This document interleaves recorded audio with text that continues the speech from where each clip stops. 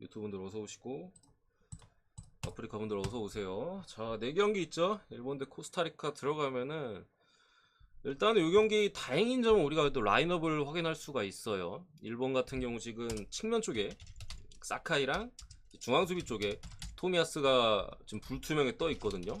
이렇게 지금 떠 있어서 만약에 그러니까 둘 중에 한 명 정도만 놔주면은 괜찮은 사이즈예요. 왜냐면 중앙 쪽에 어쨌든 요시다나 이타쿠라가 들어가 주고 토미야스는 원래 사이드 백이잖아요. 일본 대표팀에서 지금 중앙 수비수로 뛰고 있습니다만 둘 다 이제 사카이가 빠진다면 토미야스가 그 자리 들어가 주면 되고 토미야스가 빠진다면 사카이가 뭐 그대로 뛰면 되고 하는 상황이기 때문에 둘 중에 한 명 정도만 나와줘도 괜찮다.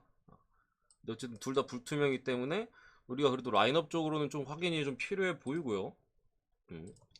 어쨌든 코스타리카가 스페인을 상대로 솔직히 아무 모습도 못 보여줬어요. 그리고 어, 전력도 역시나 엄청나게 많이 떨어지죠. 우리나라랑 평가전 했을 때도 코스타리카 거의 반코트 당했어요. 그때 뭐 2대2 무승부를 기록하긴 했습니다만 우리나라 기세에 그냥 전혀 아무것도 못했었죠. 그게 뭐 첫 경기 스페인전에 그대로 드러났었고 오늘도 코스타리카가 정말 어렵게 경기할 수밖에 없다고 생각합니다. 기본적으로 스쿼드의 질 자체도 많이 떨어지고요. 에이스라고 볼 수 있는 선수들도 나이를 많이 먹었어요. 그나마 이제 키퍼 쪽에 나바스 정도 믿을만 한데 지난 경기 7골 먹고 정신 못 차리고 있을 가능성이 좀 있고요. 어쨌든 오늘 일본도 사실 골 결정력이 좋은 팀이 아니에요. 지난 경기 아사노가 이제 2골 박으면서 아사노가 2골이 아니었죠. 도안이 1골, 아사노가 1골. 공격진들이 좀 받긴 했습니다만 원래는 사실 공격진들이 좀 결정력이 떨어져요. 공격진의 퀄리티도 뭐 미드필더진이나 뭐 그쪽에 비해서는 솔직히 조금 아쉬운 느낌이 분명히 있고 해서 진짜 기적적으로 무가 뜰 수도 있다고 보긴 합니다만 뭐 얘네 다 빠지고 이러면은 근데 요거는 사실 일본 쪽으로 찍는 게 맞아 보인다. 패스 축구에 무너졌잖아요. 일본도 어쨌든 패스 축구를 추구하고 있는 팀이고 물론 스페인에 비해서 한참 떨어지긴 합니다만 지금의 기세와 코스타리카의 불안정함 그리고 본인들도 많이 좀 정신적으로 흔들릴 거예요. 월드컵에서 7대 0이면은 이게 진짜 멘탈이 안 흔들릴 수가 없을 거예요. 그에 반해 일본 자신감에 상당히 차 있고 요 그리고 혹시 몰라서 제가 언급은 해드리는데 뭐 찌라시로 그 식중독 얘기가 있었어요. 그래서 뭐 인터넷 찾아 그냥 뒤적뒤적 거리다 보니까 얘기가 있더라고요. 그거 구라 페이크입니다. 구라예요, 여러분. 혹시나 그거 보신 분이 보시고 뭐지 하고 하신 분이 계실까봐 그런 얘기 없어요. 그거 뭐야 유튜브 가짜 뉴스 있잖아요. 그거예요. 그래서 뭐 그런 부분에 있어서는 전혀 신경 안 쓰셔도 되고 일본 승을 보고요. 딱 1마인까지는 해주지 않을까. 찍는 다음에 핸디캡에 있어서는 조금은 불안해 보입니다. 일본의 결정력이랑 코스타리카가 나바스는 그래도 여전히 지난 경기 7실점을 하긴 했습니다만 살아있긴 해요. 일본이 찬스 많이 만들고 골 못 넣어서 한 골 차 승리 가능성 충분히 있는 경기입니다. 요거에 대한 리스크는 아시겠죠? 그래도 저는 찍는다면은 마인을 보고 경기를 볼 것 같아요. 핸디캡을 건든다면은 넘어가겠습니다. 두 번째 스페인 대 독일. 참 조를 말씀 안 드렸구나. 독일이 지금 많이 어려운 상황입니다. 진짜로 많이 어려워요. 2조 좀 전에 봤던 일본과 같은 조였죠. 직전 경기에 일본한테 카운터 한 방을 쳐맞고 두 방을 쳐맞고 뒤진 독일이고 스페인 같은 경우 뭐 코스타리카 대파를 했는데 이 경기 기본적으로 쉬운 경기는 아닙니다. 독일 같은 경우도 솔직히 일본전에 저는 잘했다라고 생각을 해요. 결과가 안 따라오긴 했는데 내용적으로 솔직히 독일이 특히 전반전 45분 거의 완벽에 가까웠어요. 그러니까 이게 만약에 독일이 이겼다 하면은 완전 그 평판이 달라졌을 건데 져가지고 지금 막 위기 하는데 솔직히 전반전 경기로 독일이 완벽했거든요.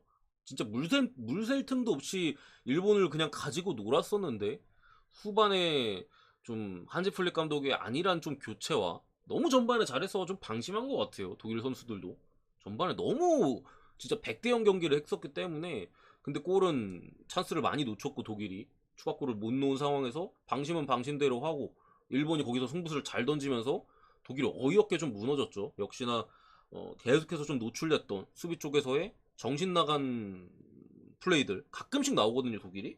근데 하필 그게 실점으로 마지막 실점할 때 이제 두 번째 골 아사나우가 이제 롱킥을 받아서 넣을 때 그거 완전 정신 나간 수비였어요. 그냥 멍하고 보고 있잖아. 선수 앞으로 냈다 달리는데 옵사겠거니하고 그냥 보고 있다가 그냥 한 방 먹었잖아요.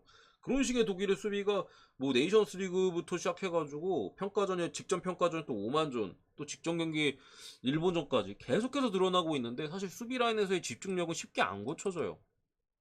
그리고 리디거 같은 수비 쪽 자원들도 사실 신체 능력은 워낙 좋긴 한데 가끔 뇌절할 때가 있거든요. 그게 그냥 계속 드러나고 있는 상황에서 스페인을 만나서 사실 무실점으로 경기를 이어가기 상당히 어렵다고 생각을 들고요. 스페인 같은 경우도 지난 경기는 코스타리카 상대로 솔직히 완전히 압도적인 경기를 보였는데 냉정하게 봤을 때 미드필더 진이는 기동력이나 이런 부분은 솔직히 불안해요. 아직도 부스케츠가 삼선에 버티고 있고 그 위에서 뛰는 뭐 페드리나 이런 애들도 피지컬적으로는 분명히 독일의 열세거든요.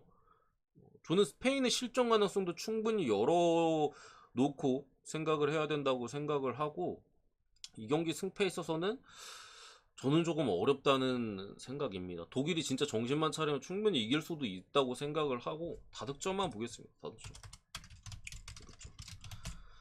다득점을 보는 데 있어서 불안한 점은 이거 1대1 보는 데가 되게 많긴 해요. 개나 소나 보는 1대1 무승부거든요, 이거. 진짜로.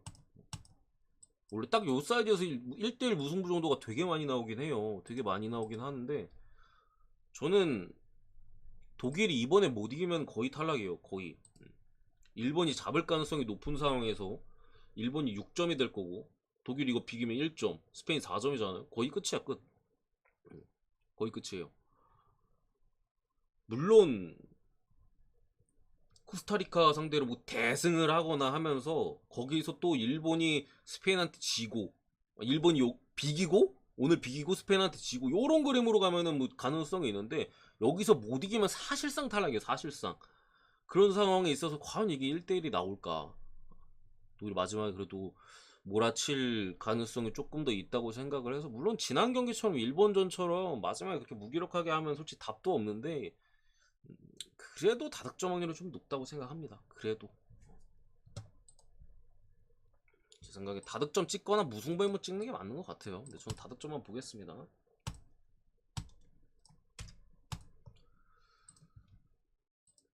그리고 세 번째 벨기에 모로코.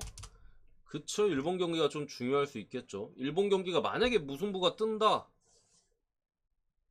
하면은 근데 그래도 독일은 좀 이겨야 돼요. 왜냐면은 마지막 경기 일본 스페인 비기면은 끝이에요. 독일은 일본이 지금 필요한 승점이 독일이 못 이긴다는 가정한 2점이거든요. 스페인도 마찬가지고 독일이 왜냐면 5점 이상 갈 수가 없으니까 오늘 비긴다면 못 이긴다면은 1점에다가 이 마지막 이기면 최대 4점이고 그래서 오늘 어떻게 되든 사실 경기 결과보다도 그냥 이기려고 할 것 같아요. 독일은 어떻게 가든 간에. 그래서 저는 그래도 다득점 쪽이 좀 낫지 않을까 싶고 이 경기는 일단은 루카쿠가 불투명인데 선발핏은 확실히 좀 안 되는 것 같고 벨기에 쪽에 좀 출전이 쉽진 않은 사이즈로 보이고요. 어쨌든 지난 경기에 약간 몸 상태가 안 좋았던 측면 쪽에 이제 매니에나 이런 수비 쪽 자원들은 가동 가능해 보이고 바추아이가 워낙 삽을 펐기 때문에 전방 쪽에 뭐 오펜다 이런 애들이 출전할 가능성은 분명히 있습니다. 모로코 같은 경우에는 이게 국내 배당은 벨기에가 좀 빠졌네요. 일단은 모로코도 좀 불안해. 하키미, 마즈라위, 불투명이고요. 또 이제 측면 공격 쪽에 에자졸리 부상으로 빠졌습니다. 지난 경기 모로코 대 크로아티아 경기 분석하면서 모로코의 수비진이 상당히 좋다. 제 생각엔 크로아티아보다 수비진 자체는 확실히 좋다. 하면서 이제 뭐 그때 어떻게 봤더라? 무승부에 뭐 언더 봤었나요 제가? 그랬던 것 같은데 사이드백 둘이 지금 불투명이에요. 여기에 이제 마즈라위는 빠질 가능성이 좀 높은 것 같고 지난 경기 60분인가 교체 나갔잖아요. 빠질 가능성이 좀 높은 것 같고 하키미도 불투명해요. 이건 만약에 둘 다 빠지면은 모로코도 힘이 좀 많이 빠지거든요. 수비가 핵심인데 수비에 지금 특히나 사이드백 다 빠져가지고 이거는 모로코 프레는 솔직히 저는 찍기 어렵다는 생각이 일단 들고요. 어쨌든 벨기에도 지금 많이 심각해요. 캐나다 상대로 진짜 그거 한 방 어떻게 살려가지고 승리를 거두고 어떻게 캐나다가 다 놓치고 키퍼가 다 맞고 막 PK 맞고 해가지고 지난 경기 승리를 거뒀던 거지. 거의 말도 안 되는 기적이었어 이긴 거는. 저는 거의 진짜 기적에 가까웠다고 생각해요. 그 경기 벨기에가 승리를 거둔 것 자체가. 아무리 그래도 그 정도 내용이면 무승부 정도는 캤어야 됐는데 이긴 거는 거의 기적이었고, 사실 그래서 오늘 경기 기대치도 많이 떨어져요. 꾸역승이 아니에요. 기적이에요. 그건 꾸역승이라고 말할 정도도 아닙니다. 기적이었어요. 거의 이긴 거는. 어쨌든 모로코 쪽에 저런 아쉬움들, 이런 상황이 있어서 모로코 프렌드 찍기 힘듭니다만 지금 벨기에 승도 솔직히 손이 잘 안 갑니다. 벨기에 또 데브라이너가 인터뷰 시게 했더라고요. 본인 팀들 그냥 깎아내렸더라고요. 데브라이너가 원래 성격이 약간 더럽거든요. 들어온데 본인 팀원들 비판하고 본인들의 가진 그런 것들에 있어서 우리 늙었다, 우리 컨텐더 아니다, 우리 올라가서 금방 떨어질 거다 라는 식으로 인터뷰를 갈겼어요. 팀 분위기 십창날 수밖에 없거든요. 그런 점 봤을 때 모로코도 사실 빠진 상황에서 더 소극적인 경기 운영을 할 수밖에 없고, 지난 경기 벨기에를 봤으면은 잘만 지키면 우리한테 기회가 온다고 믿을 거예요. 모로코 역시도. 저득점만 볼게요. 저득점만. 언더만. 승패는 초안은 무승부 물어볼까, 뭐 무승부 보고 프렘 볼까, 뭐 최근에 제가 자주 했던 그런 예측전 그렇게 생각을 했었는데, 이거는 모로코 쪽 공백을 봤을 때 잘 모르겠어요. 어떻게 될지. 혹시나 마인 가능성도 2대0 그림도 조금 가능성이 있어 보이고, 빠져도 뭐 하키미 정도 띄워주고 하면은 벨기가 더럽게 못해가지고 모로코가 이길 수도 있을 것 같아가지고 뭐 승패에 있어서 상당히 어렵다는 생각이 좀 들고요. 저득점만 좀 보도록 하겠습니다. 저득점만. 벨기에도 지금 상황에서 공격 쪽에서 기대치가 많이 떨어지고, 모로코도 지금 사실 뭐 없어요. 크로아티아전 봤을 때 역습이 그렇게 날카로운 것도 아니었고, 슈팅이나 결정력도 좀 많이 떨어져 보였던 점 봤을 때 단골 싸움 가지 않을까 싶습니다.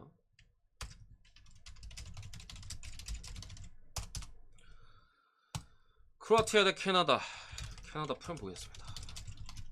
두 팀 다 크로아티아 이제 앞선에 이제 블라시치 정도 제외하고는, 블라시치도 불투명 사이즈고 블라시치 정도 제외하고는 이제 뭐 특별한 부상자나 여러 가지는 뭐 이런 것들은 없습니다만, 이조를 제가 뭐 진작에 말씀드렸죠. 노세한 두, 이게 국가라 해서 명문이라고 하긴 좀 그렇고, 황금 세대와 노세한 두 황금 세대와 좀 캐나다 같은 경우 이제 좀 떠오르는 젊으면 패기, 모로코는 뭐 어쨌든 잘 지키는 팀이기 때문에 2조 같은 경우 상당히 어렵다고 말씀드렸었고, 실제 경기 내용적으로도 진짜 아직도 어디가 올라갈지 전혀 윤곽이 안 나온 팀이라고 생각을 해요. 근데 어쨌든 직전 경기 캐나다의 경기력, 벨기에를 상대했던 경기력은 상당히 인상적이었고, 전방에서 압박이나 득점을 만들어내는 능력, 선수들의 압박 강도, 이런 것들 다 괜찮았다고 생각을 해요. 크로아티아는 역시나 전방 쪽에서 마무리나 찬스를 만들어내는데 조금 아쉬움이 있고, 분명히 점유율은 잘 가져가요. 크로아티아가 미드필더 쪽이 워낙 강력하다 보니까 잘 가져가는데, 모드리치가 분명 조금 노세한 측면에서 앞선에서, 그러니까 모드리치가 미드필더 돌리고 뭐 안정감 있게 돌리고 이런 부분은 잘 가져가 주는데, 전방에서 조금 더 만들려는 부분에 있어서는 확실히 나이가 든 모습이 어쨌든 보여주고 있고, 크로아티아도 확실하게 좀 믿을 만한 자원은 없어요. 그래도 적당히 해줄 뭐 크라마리치 이런 애들은 살아있긴 합니다만, 현재 전술이 어쨌든 그렇게까지 잘 맞아 들어가는 타입은 아니고요. 그런 측면에서 캐나다가 직전 경기처럼 하면은 또 뭐 크로아티아가 이길 수도 있어요. 그렇게 단알 버리면 솔직히 경기를 못 이기는데, 어쨌든 직전 경기의 경기 내용을 통해서 자신감에 있어서는 분명히 얻었을 거라고 생각을 하고요. 저는 딱히 뭐 지루한 경기가 될 거라고 보지는 않은데, 뭐 어느 바에 있어서는 상당히 어렵다고 생각합니다. 양 팀이 적당히 기회를 살려준다면 오버갈 가능성이 충분히 있다고 보여지는데, 둘 다 솔직히 골 결정력에 대한 믿음이 없어요. 캐나다는 직전 경기 뭐 골 기대값이 거의 3 가까이 됐는데 무득점을 했고, 거의 뭐 진짜 말도 안 되는 경기, 3 가까이 가서 무득점한 경기는 진짜 뭐 10경기나 10경기 이상 뭐 20경기 하면 한 경기 나올까 말까 하거든요 보통. 근데 거기서 무득점을 했다는 거에 솔직히 믿음은 없고 어쨌든 경험적인 부분도 많이 떨어지는 건 사실이다. 그래서 어느 반 어렵다고 생각하고 캐나다 프렌 정도 보도록 하겠습니다. 캐나다 프렌 여기서 마무리입니다. 그래서 마무리고